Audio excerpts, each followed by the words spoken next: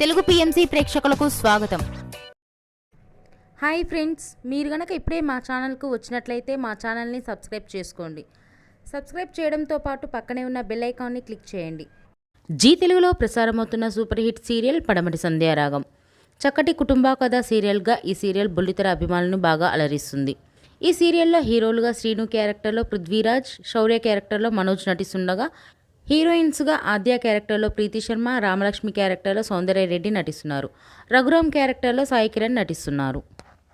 తాజాగా రామలక్ష్మి తన లేటెస్ట్ ఫొటోస్ని అభిమానులతో పంచుకుంది. ఆ ఫొటోస్ని మనం కూడా చూసేద్దాం.